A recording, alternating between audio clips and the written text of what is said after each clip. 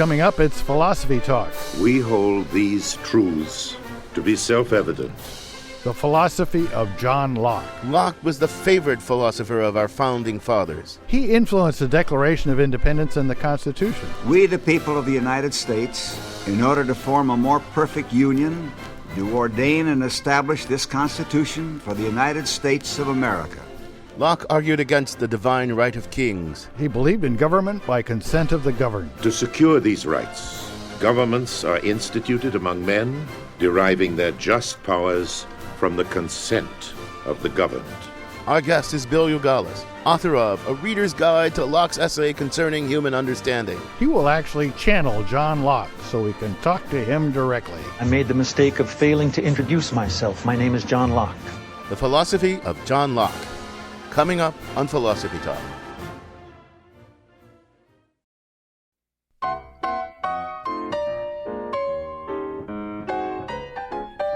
Welcome to Philosophy Talk, the program that questions everything. Except your intelligence. I'm John Perry. And I'm Ken Taylor. We're coming to you from the studios of KALW San Francisco. Continuing conversations that begin at Philosopher's Corner on the Stanford campus. Today, the 17th century British philosopher John Locke. Ken, in America, John Locke is probably best known as one of the inspirations for our founding fathers.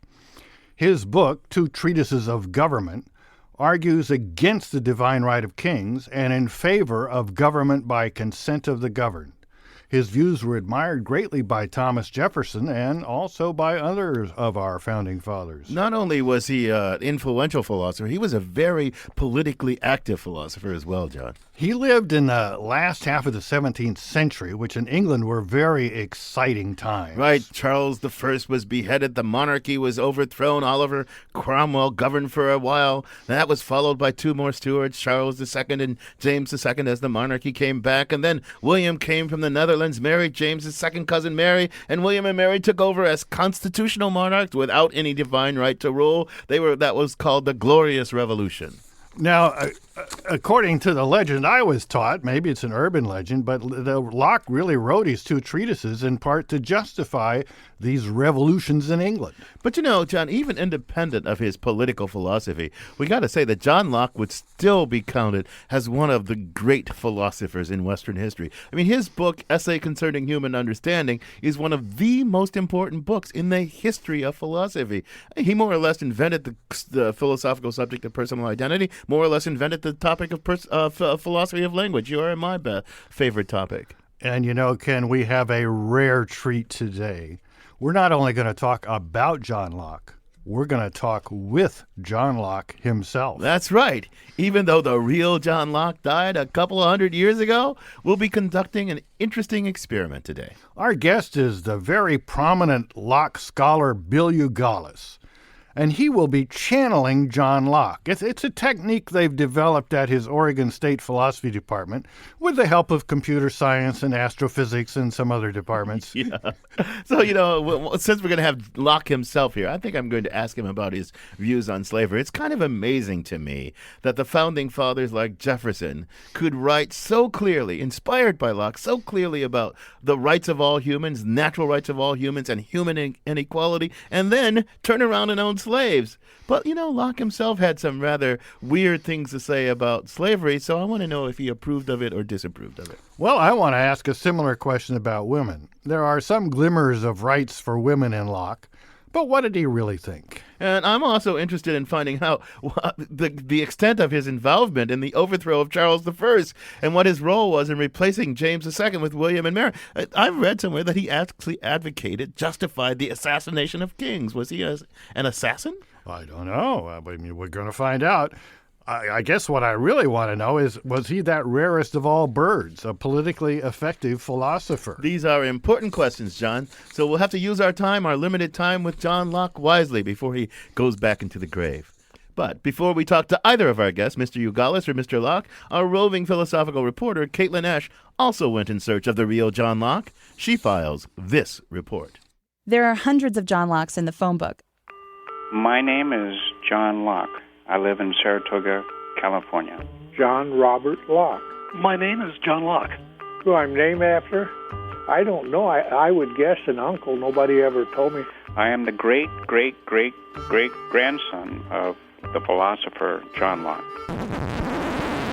No, I'm just kidding. But of course, we're talking about the John Locke, the man whose theories in education became a kind of guide for parents and teachers for hundreds of years. The man who publicly criticized slavery when it was unfashionable to do so. The man who spent half a decade in exile for his ideas. John Locke was one of the two greatest English minds of the late 17th century, or maybe three if you want to throw in Thomas Hobbes along with Sir Isaac Newton. Jack Rakove is a professor at Stanford. He teaches history, political science, and American studies. And he has a shelf in his office devoted entirely to biographies of John Locke. Yeah, Locke he has a kind of bony face. He's got, his hair is worn, was fashionable 17th century. His hair is a bit on the lanky, somewhat, strewn side. He certainly conveys, a look of intellectual engagement, not a study in high court fashion. But you look at him and I'd like to think you see an active mind. John Locke was born in 1632, a tumultuous time in British history. There were conflicts between the monarchy and Parliament, conflicts between Protestants, Catholics, and Anglicans, and Locke was born into a radical household. That is, his father was a radical Calvinist. You can see Locke wrestling with a whole variety of positions on a whole array of issues. For starters, one can say Locke's Christianity. Locke later became a Unitarian. He attended Oxford, where hallway conversations were actually in Latin. He studied logic, metaphysics, and medicine. He falls in with a crowd of men who criticize the monarchy and question absolutism. So Locke is flirting with resistance, potentially revolutionary ideas, which were quite radical. Fast forward to the 1680s. Locke gets involved with some armed revolutionaries plotting to kill King Charles II. Locke appears to have got involved in the Rye House plot, which would have been a virtual coup d'etat against the Stuart kings. And then when that plot collapses, he wisely thought it was a good idea to absent himself to Holland, where he lives in political exile for 5 or 6 years until he goes back to England after the Glorious Revolution has taken place. In 1688, William and Mary take the throne. Locke actually returns to England on the same boat that reunites Mary with her husband. With all his plotting and moving around, Locke stayed a bachelor his entire life. Locke never married, though he seems to have fallen in love at a couple points, but he was single all his life. He was, at one point, he was in love with the daughter of a prominent Neoplatonist. That woman's name was Damaris Cudworth, a philosopher in her own right. She and Locke exchanged love letters under the pseudonyms Philoclea and Philander. But then Cudworth married someone else. She and her former flame remained friends. Locke became her permanent house guest. He actually died in her house in 1704. For Philosophy Talk, I'm Caitlin Esch. I'm John Perry, and with me is Ken Taylor. And our guest is Bill Uzgalis. He's a professor of philosophy from Oregon State University. He's author of Locke's Essay Concerning Human Understanding, A Reader's Guide. Bill, welcome to Philosophy Talk. Thank you, Ken. So, Bill, tell us how you got interested in this fellow John Locke. Well, I read the second treatise of government at Stanford when I was a TA for Gerasimos Santos, and really thought it was a wonderful book. And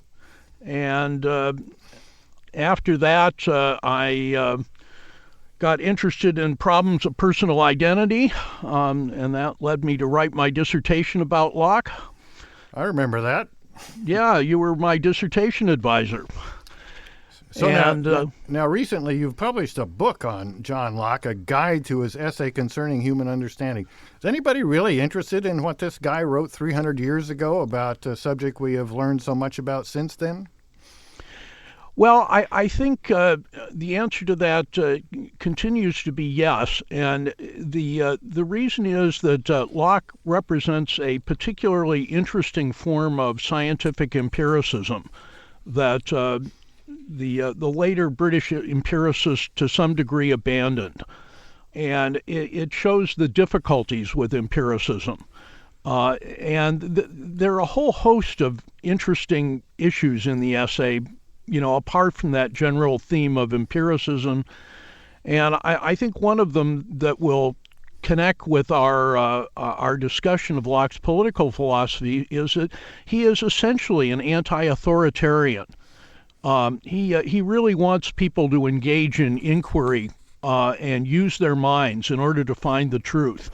And he really thinks that that's of fundamental importance to humankind. So it's really important that not to take things on just received authority or the authority of the church, the authority of tradition, just to think for yourself, right? I mean, but let me ask you another question about that. I know that we're going to mainly talk about his political philosophy, although we'll have to get into his broader metaphysical and epistemological philosophy too. But is Locke still relevant to political thinking today? I mean, why are we talking about this long dead 17th century guy whom we're going to channel in a little bit? Is he still relevant, and why? Well, I think one of the things that Locke does is he makes a real effort to try and distinguish the function of government, and whether you think that answer to what the proper function of government is correct or not, it's still a wonderful starting place for inquiry. Locke was a revolutionary, so he was trying to distinguish between legitimate and illegitimate functioning governments. And given the issue of revolution is so important these days, that answer still resonates, I would think. So do you think that if I were to take Locke's second treatise on government over to Egypt or Tunisia or Libya and have people on the barricades read it, could they learn anything from that about how to think about founding a new state? Because obviously much of the world is in turmoil even as we speak. Could Locke help people think through that turmoil? Well, it's a little hard to say how this would work in an Islamic culture, but I guess I would think the answer would be yes, because when you have some clear idea of what it is you want government to do, surely it would be easier to do it, and that's really what Locke provides in a way. So, Bill, when you return, you're going to be channeling John Locke. I have some questions about that. I'll just recite them all. You can answer the ones you want. First, I'd like to know how it works metaphysically and technologically, but I realize this is a patented process, no doubt, so you might not be able to disclose all of the metaphysical details. But on a more practical level, when you channel him, do you sound like John Locke? I'm not sure I could understand a 17th century British accent. Or in the channeling process, is it somehow converted to good old Willamette Valley English? Well, I'm afraid that given the fact that I have a cold today, the accent isn't going to come through as well as it might otherwise. You may hear a hint of it. But are you a practice channeler? When did you start channeling Locke? Are you a practice channeler of Locke? Actually, this was a recently developed technique, and so far we've only used it on Locke. We've tried to contact Kant, but we're having troubles. Well, I'm looking forward to talking to the man himself. I'm going to tell you, since I have lots of questions for Locke, I'm going to be kind of aggressive with Mr. Locke, maybe more than I would be with Mr. Uzgalis, but just be prepared. You're listening to Philosophy Talk. Today, we're discussing the philosopher John Locke with Bill Uzgalis from Oregon State University. Bill is not only an expert on Locke's philosophy, he's an expert channeler of John Locke, the man. At least he's the best channeler of John Locke, the man I know of. In our next segment, we'll ask the great 17th century philosopher himself to put his own philosophical ideas under our modern microscope. John Locke's first ever live radio appearance from the grave. Plus your calls and emails when Philosophy Talk continues.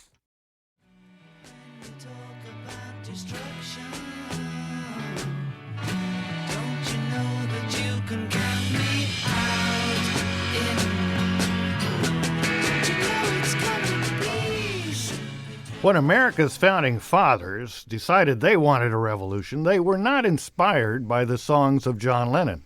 They were inspired by the writings of John Locke.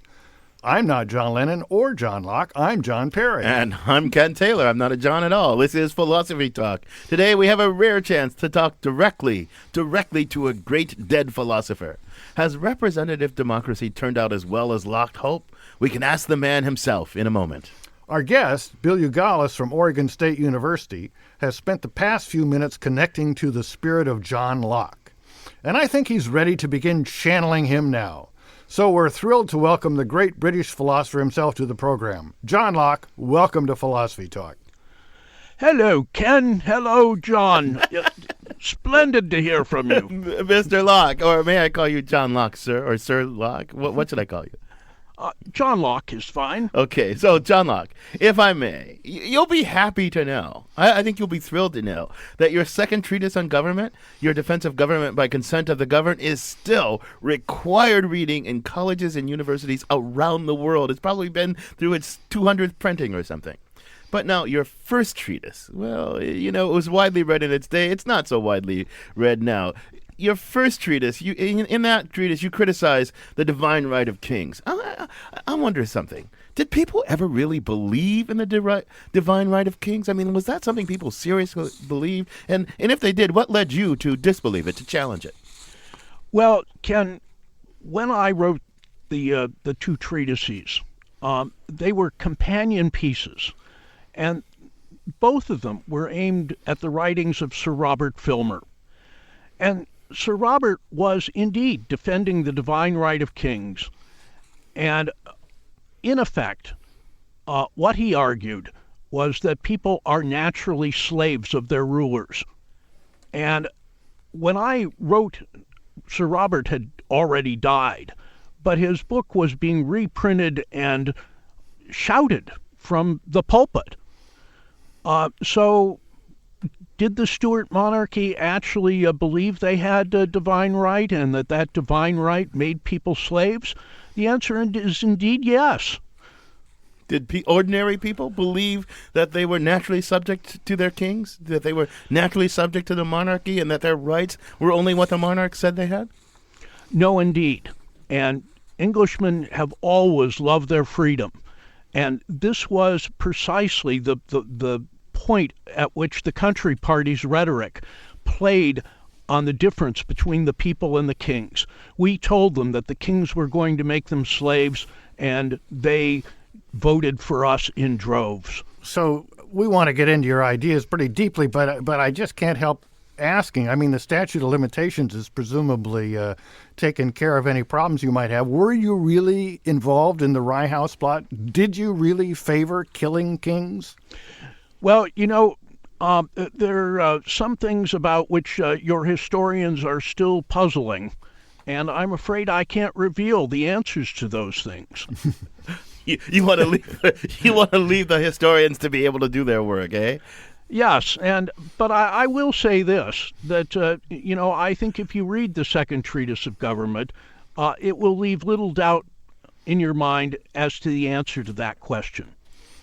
Okay. So look, the kings believed, or at least said they believed, that they ruled with divine right. And did the church, where was the church on these issues? Did the church believe that kings ruled with divine right? Or were they on the side of the people who thought that the monarchs had to be limited? Well, you have to remember that England was a theocracy. And the Anglican Church was a state church. So you can pretty well guess what side the pulpit was on.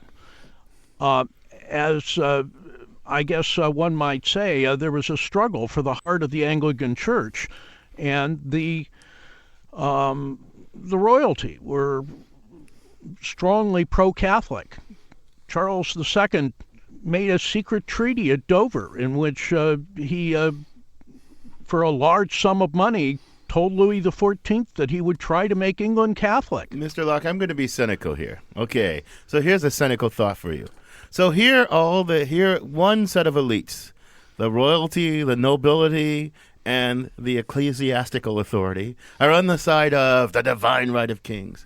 And you said the people didn't go along with that. Here's what I'm going to suggest to you. It was a rising mercantile class, because I know you were big on property and big on private property. It was the rising capitalist elite who said, hey, wait a minute.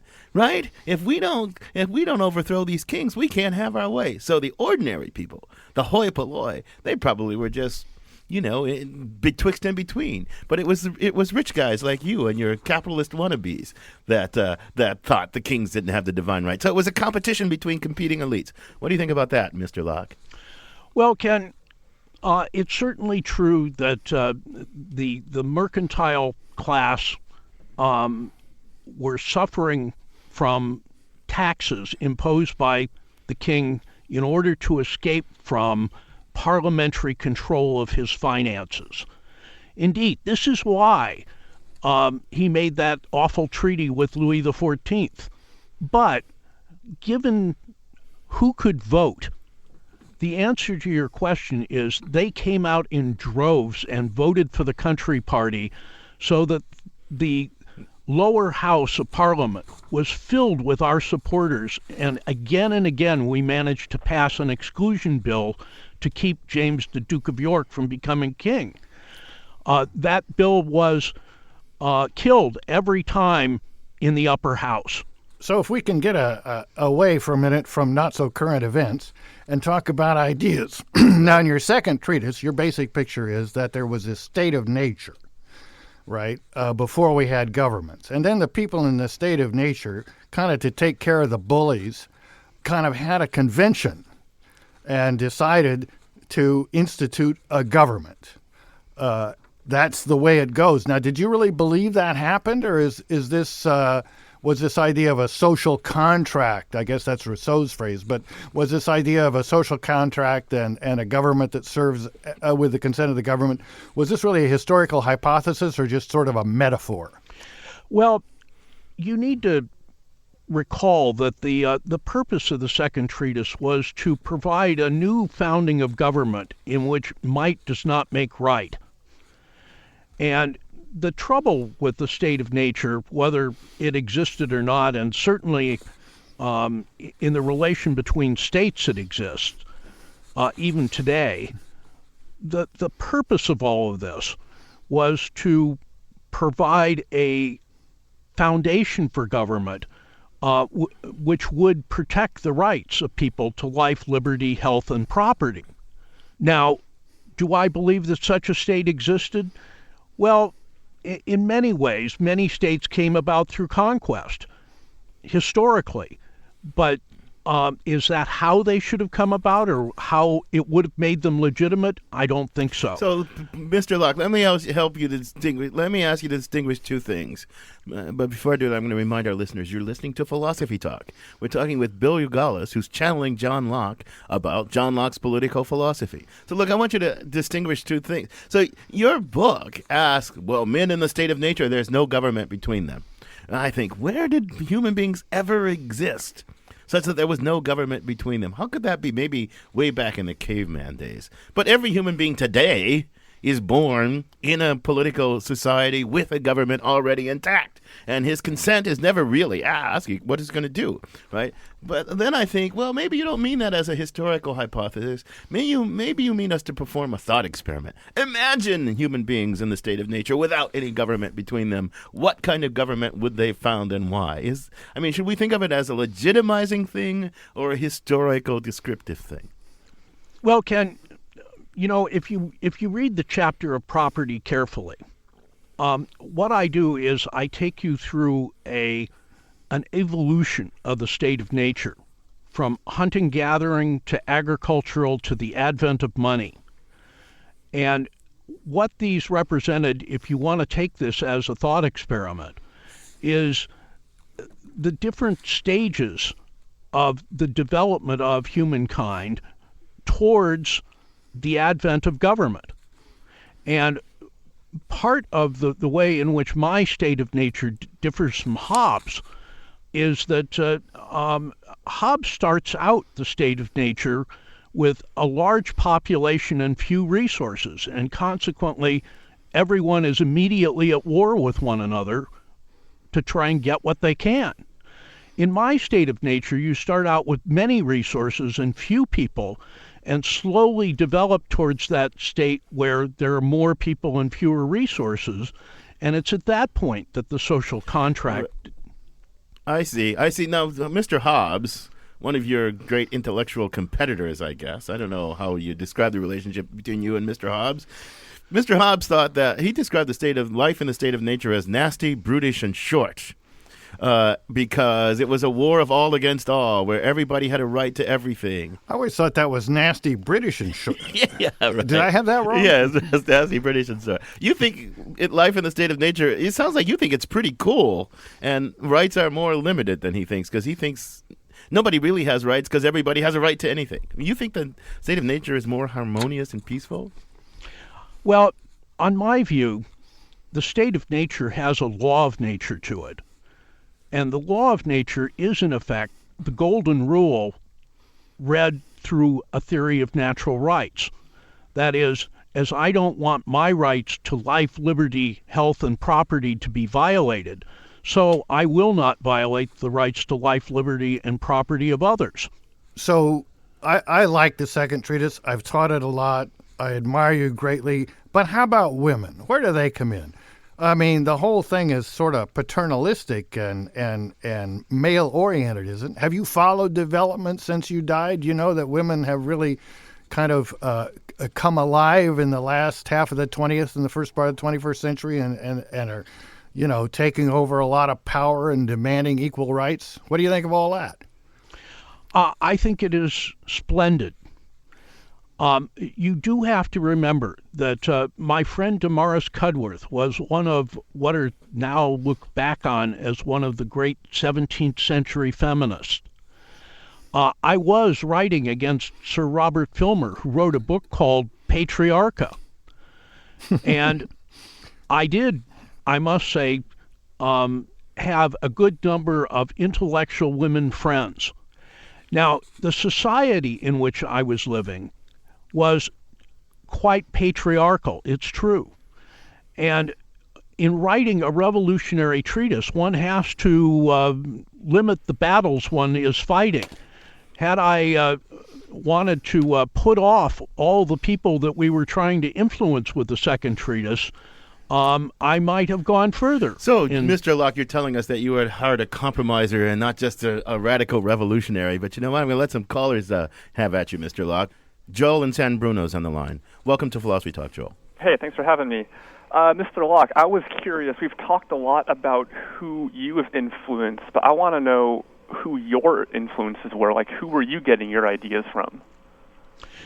Well, that depends on what subject in particular you're interested in. I have an extraordinarily broad number of interests. In science, I was influenced by Robert Boyle and Sir Isaac Newton, by Galileo, by Descartes. In philosophy, I was influenced by Descartes, although I didn't agree with his rationalism. I spent about 20 years reflecting as I was writing my essay concerning human understanding, and there were an enormous number of influences. Well, thank you for that call, Joel, and for that information, Mr. Locke. I'm going to press you a little bit. Sounds like the state of nature by your lights is a pretty cool thing. I mean, we're governed by the golden rule. There's enough to go around. Why would we ever need a government? I mean, Hobbes said we need a government because in the state of nature, life is nasty, brutish, and short, and we're all in danger from each other, and everybody has a right to everything, and to limit their rights and to, make peace among us, we need a government. But it sounds like the state of nature is kind of idyllic in your view. So why do we ever need a government at all?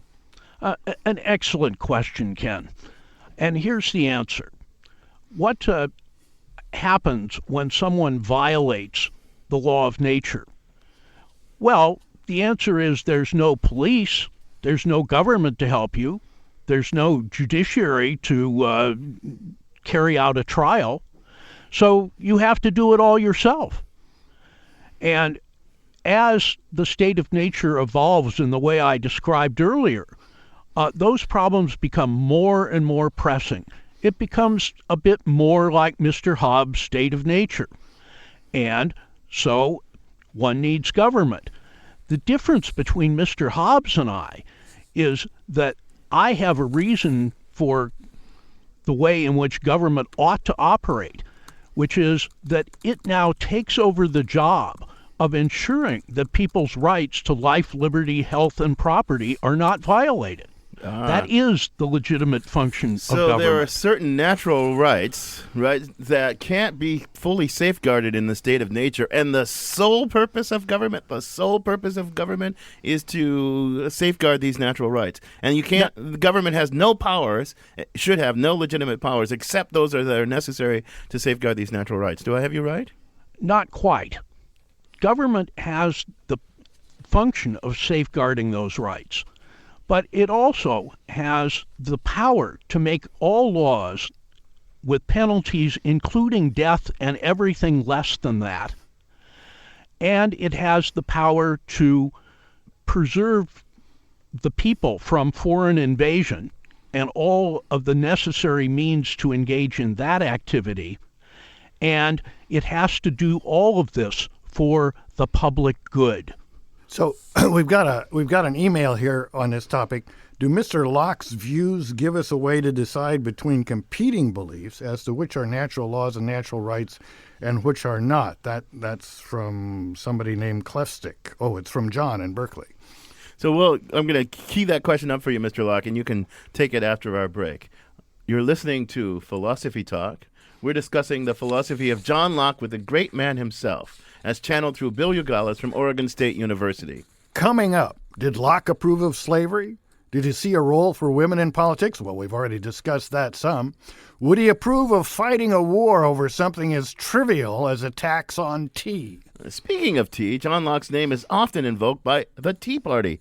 What does Locke himself think of Sarah Palin and Michelle Bachmann, or of Bill Kristol for that matter? We'll find out when Philosophy Talk continues.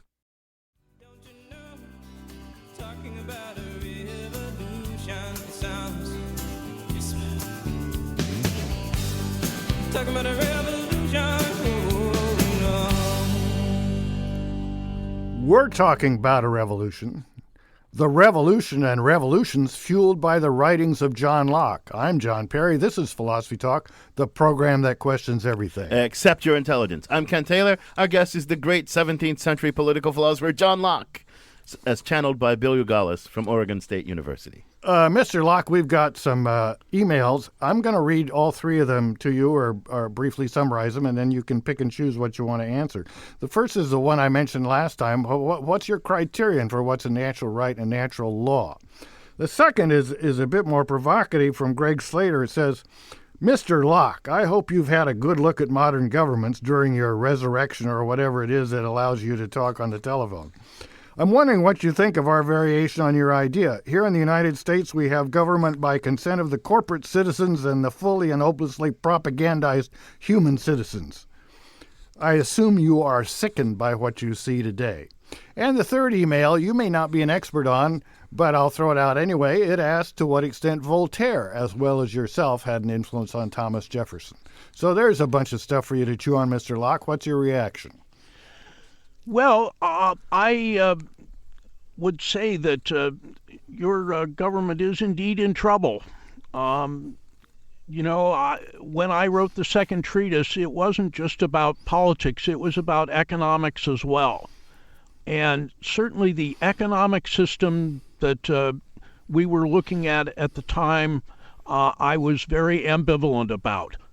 And it has developed in extraordinary ways that has indeed turned your American Revolution into an oligarchy. But Mr. Locke, I think that sort of follows from the way you thought about this.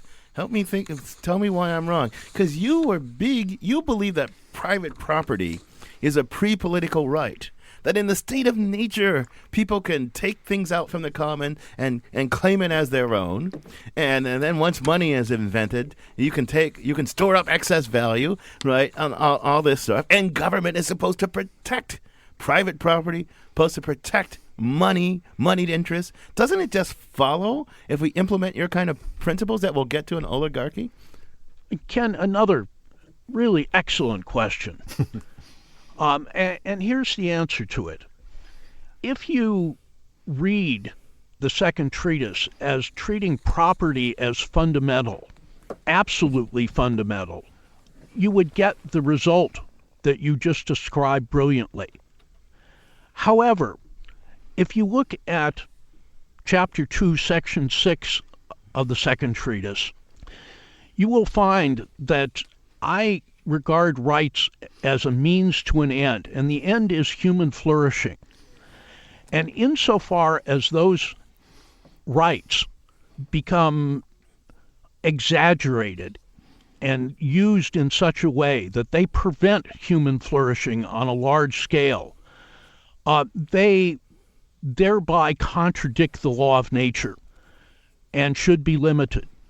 And so, at least the way I was thinking of these things, the economic system wouldn't have developed in the way it did if people had been conscious that they needed to help everyone in the world flourish once their own subsistence wasn't in question anymore. I understand that, and I see how you're reading your own writings, because you say you can take stuff from the commons and turn it into private property only as long as you leave good enough left for everybody else, right? Only so that you don't diminish what's available to all. But I wonder if you now think you just didn't foresee how run amok a pre-political right of property, which was the foundation of what the government was supposed to do, protect it, how run amok that could become. Did you just not foresee how property could run amok? I mean, you were a great corporatist in a way, because weren't you part of the Carolina Corporation and all that? I did work for Lord Shaftesbury, who was one of the proprietors of the Carolinas. I was the secretary to the Lord Proprietors of the Carolinas. But you know, in the pursuit of what the Lord Proprietors were after, we got in a rather sharp conflict with the colonists we sent over. They wanted to grab as much land as possible and to enslave Indians, and we wanted them to bunch together so they could defend themselves and leave the Indians alone. So, speaking of enslaving, just to get you about this.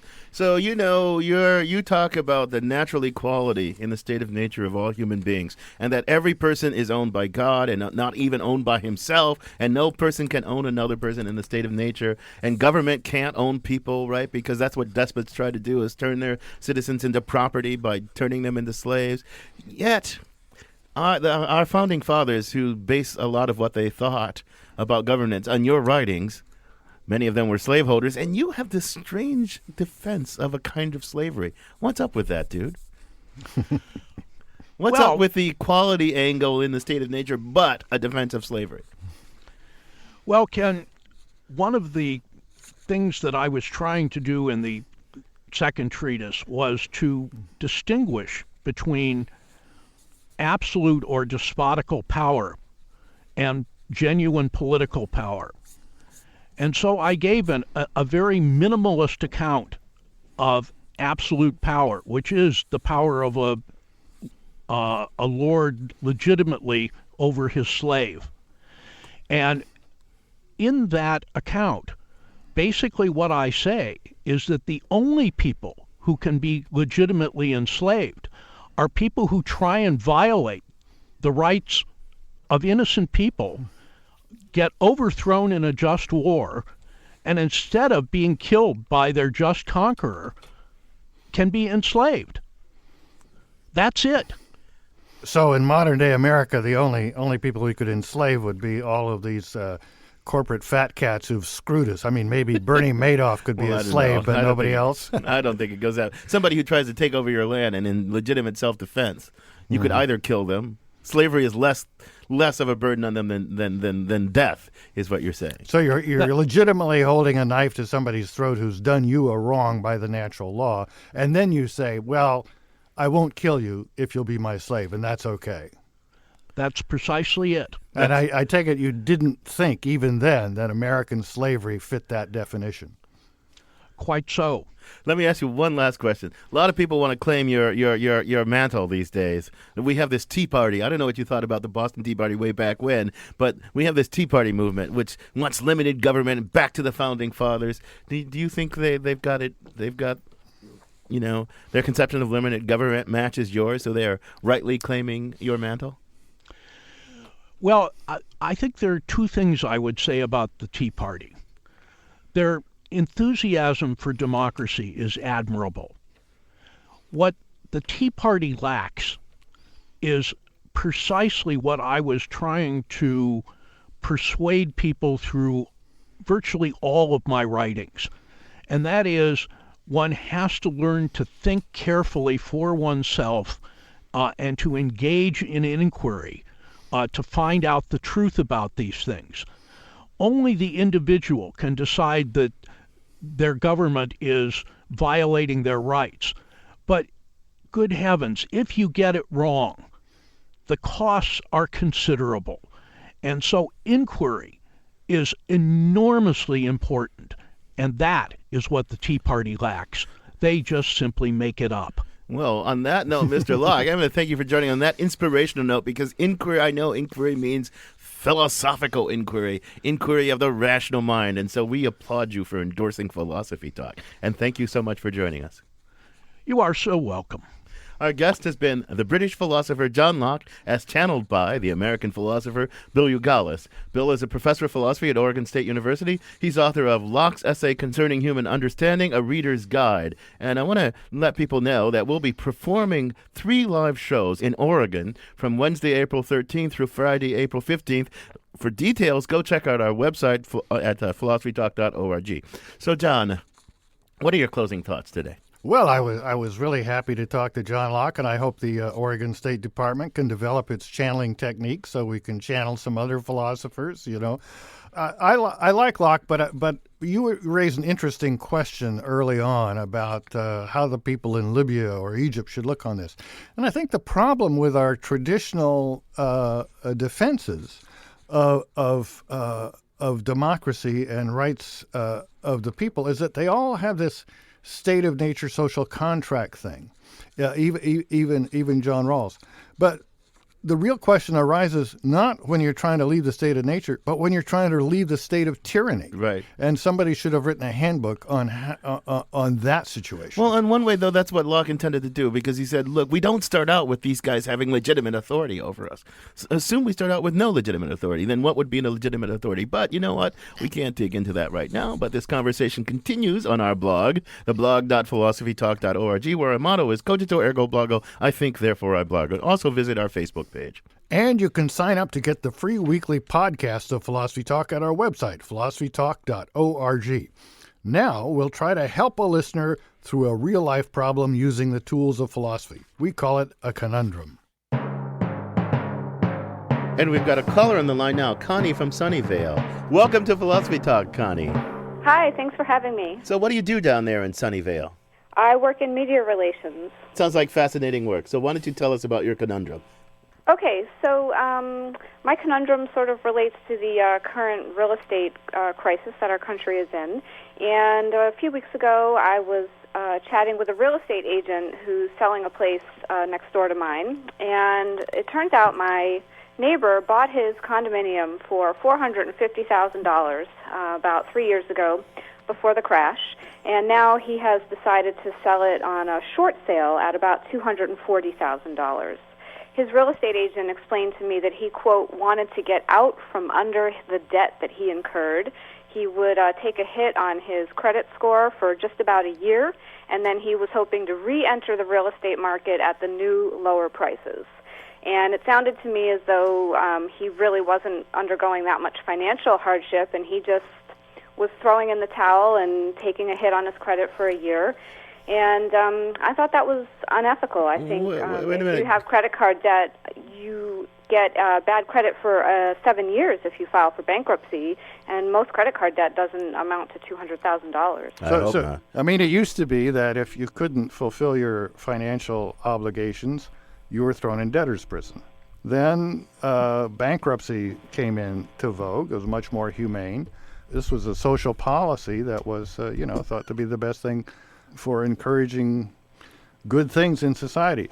So there was a moral aspect to bankruptcy. Now, the mortgage system in the United States is already a tremendous boon to home ownership. It's unlike anything else in the world except others that have been an imitation of it.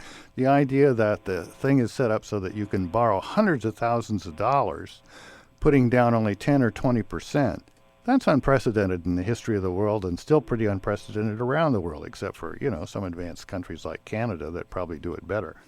Right. I guess my main issue was that if he didn't lose his job and he could keep up with the payments, that isn't he obligated to do so, and just because the value went down, he kind of throws his hands up and he can walk away without any real lasting harm to him. You can't buy a car off the lot and the next day find out it's not worth as much and renegotiate your loan. Well, you bought it at that price on that day. So you buy a stock, and you think it's going to go up, and it starts tumbling, and you want to take your losses and dump this stock.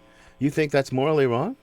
I mean, you seem to look at this as fundamentally a moral thing rather than an economic thing and what's best for the flow of commerce and risk-taking and investment. I could see an argument against this in the following way. You might say, well, look, if we allow people to walk away, people who don't do the right thing, to walk away relatively unscathed from their bad decisions, what about all the people who did do the right thing? What about you next to him? Maybe you could short sell your condo too. We don't want to encourage everybody to short sell their condo. And why shouldn't you if your neighbor's doing this? So that's a problem of moral hazard. You don't want to increase a moral hazard by causing, the bad actors, rewarding the bad actors for the bad thing. I think that's tricky, but I also think we've got to think about broader commerce and not just, you guys are thinking about this in a rigidly moral way, it seems to me. Right, but I think what you just addressed, Ken, is the case, that so many people are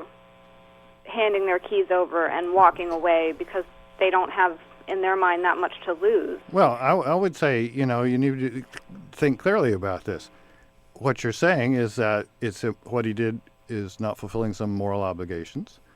And it can be that not fulfilling certain moral obligations is a rational or even a moral thing to do in some situations because you may have other moral obligations, like to your family and your children. But that doesn't separate the fact that at least prima facie, under things being equal, he has failed to fulfill his obligations. I agree with you that we've changed the risk-reward calculation, but I don't think that's all bad. I mean, it had a bad consequence this time, but I think part of democracy is spreading risk and spreading reward and spreading responsibility. It's better for the American economy if he can be freed to spend on things that will actually produce greater economic activity rather than a declining asset that's deflating. I mean, you don't want people locked in by morality to pump money into deflating assets. That's crazy. Yeah, remind me not to loan you any money. On that note, Connie, thank you for joining us. I hope we've helped you, at least giving you some fodder for further thought. Yes, I definitely have some new ways about thinking about it. If you have a philosophical problem or quandary that's affecting your work or your play or keeping you awake at night, John and I would be happy to lend an ear and maybe give you some sound advice. Go to the Philosophy Talk website and poke the conundrums button with your mouse, or just send an email to conundrums@philosophytalk.org. Philosophy Talk is a presentation of Ben Manila Productions and the trustees of Leland Stanford Junior University, copyright 2011. Our executive producer is David Demarest. Our production coordinator is Devin Strolovich. Our directors of research are Daniel Elstein and Ben Hirsch. Leah Weiss is our webmaster. And special thanks to Chris Hoff, Merle Kessler, Corey Goldman, Dave Millar, and Mark Stone. Support for Philosophy Talk comes from various groups at Stanford University. The Friends of Philosophy Talk, and the members of KALW San Francisco, where our program originates. The views expressed or misexpressed on this program do not necessarily represent the opinions of Stanford University or of our other funders, even when they're true and reasonable. The conversation continues on our website, philosophytalk.org. I'm John Perry. And I'm Ken Taylor. Thank you for listening. And thank you for thinking.